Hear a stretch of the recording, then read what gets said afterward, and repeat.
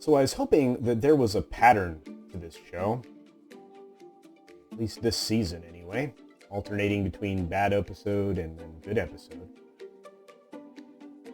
See what happens when you hope? Anyway, spoiler-filled recap and review ahead. Ladies and gentlemen, hiss and foes, welcome to the Culture Casino!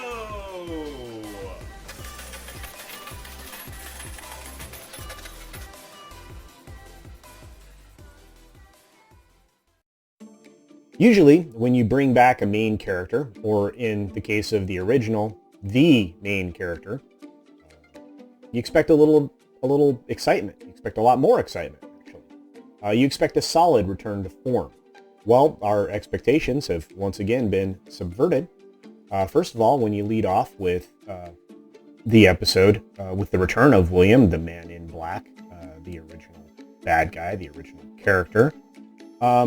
If you've been paying attention at all, you already know where his story ends. He's been turned into a host, and he loses his marbles when he is confronted by his daughter that he actually murdered. And yet, here he is, seemingly human, and you guessed it, he's losing his marbles. Hale enters the room to tell him that there is a leveraged takeover of Delos that is on the immediate horizon. And now we get a woke trope of beaten man trotted out in front of us. Of course.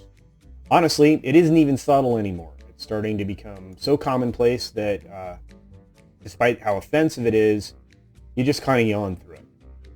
That is, I guess, the point. I don't know. But anyway, the conversation is incredibly predictable. Hale talks him into cleaning himself up so that he is prepared to thwart the assimilation of his company.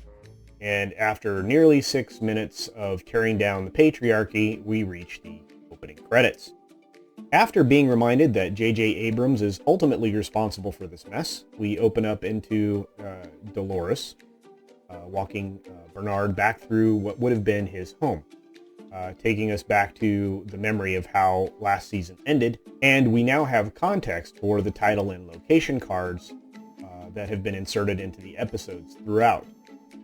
They are the locations for a diversion from the calculated time and lifeline of the world that is governed by a giant supercomputer that Serac is responsible for helping to build.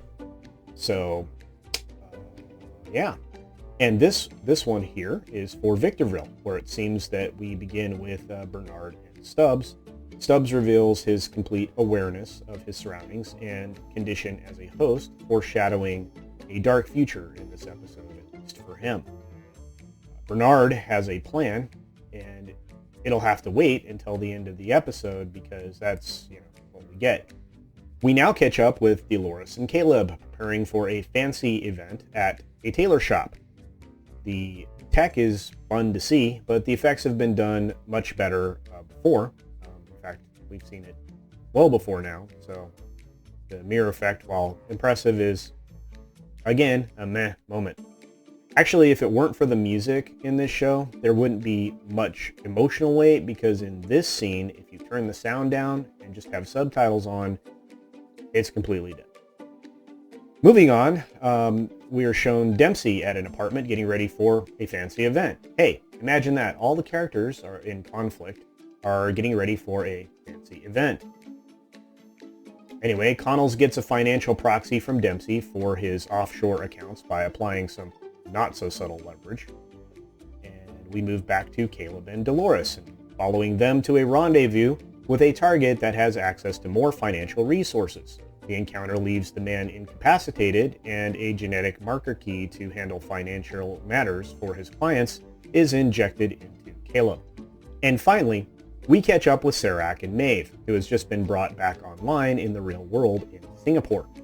The conversation here is more fruitful, and it illuminates a change in the world where Paris is destroyed by a nuclear event. Serac shows Maeve a location where a divergence has occurred, and guess what? It's the very home that Bernard built in the real world, and where Dolores has created more host bodies. After a brief interrogation with an identity broker, Serac releases Maeve onto a mission to track down and confront Dolores. Her reward would be a virtual world with her daughter when the key that is in Dolores' head is recovered. Jumping back to William's timeline, we see him interacting with Hale as he shaves in a large mirror. And Hale takes over the shaving duties for a moment while they have a brief conversation about the identity of a mole. And at a certain point, Hale excuses herself for William to finish getting ready. Back with Caleb and Dolores, we find them at the financial exchange acquiring the assets of Liam Dempsey. There's a false sense of drama here while waiting for the transfer, and then, of course, everything is fine. Back with Maeve, she is using some of her abilities to identify and track down the Mortician to get more of a fix on Dolores. She visits a house of ill repute and assaults the guards to gain access to said Mortician. Once she is brought to the Mortician, Maeve enlists her, through violence of course, to take her to the Yakuza in charge of smuggling the bodies of the hosts that Dolores had created. Now we arrive at a fancy event that everyone has been preparing for. Liam is at what appears to be the future's version of an Eyes Wide Shut party. And if you don't know that reference, go and see the movie, and you'll have an understanding. High-end drugs and escorts are available for anyone to partake in at a high price. I believe there is at least 5 or 6 models that are available for auction right there on the floor on display. The Puritan version of this show now is rearing its ugly head. And the once graphic nudity that was in the show has been stripped down and stepped down considerably. Dempsey attempts to enter the auction for a woman's company and discovers that his funds are now gone.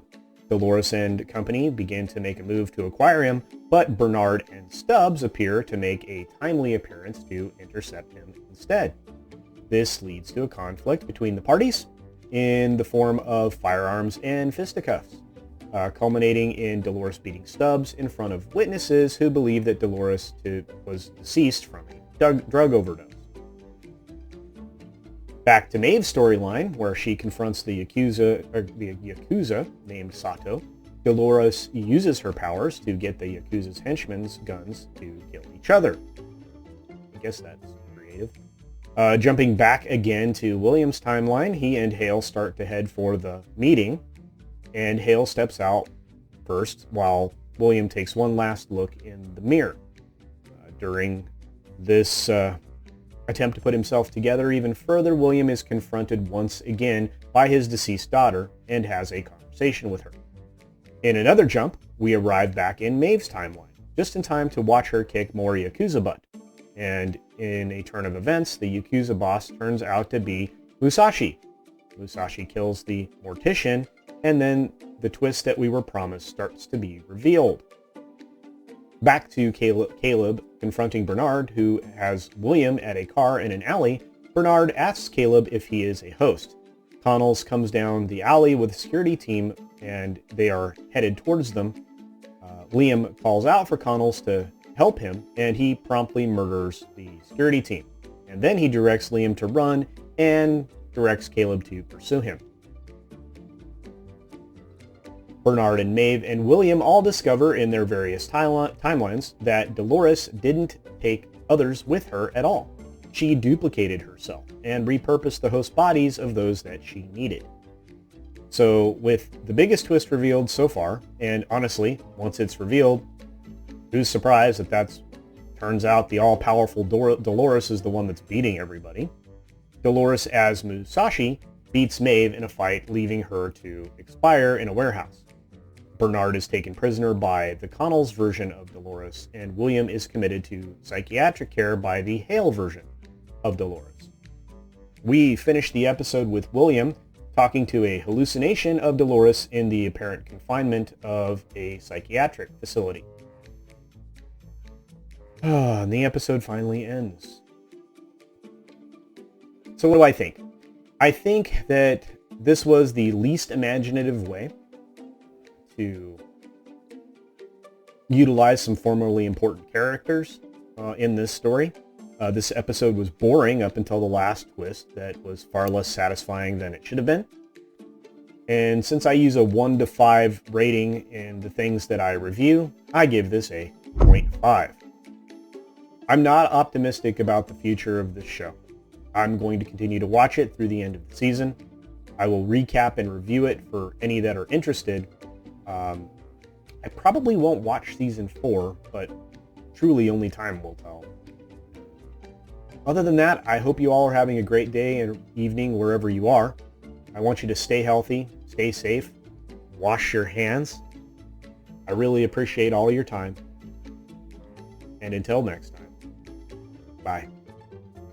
Thanks for visiting today. Be sure you're subscribed and hit that for alerts. Yay! Of course, like and share all of the videos that you can, as it helps with the algorithm. Have a great day.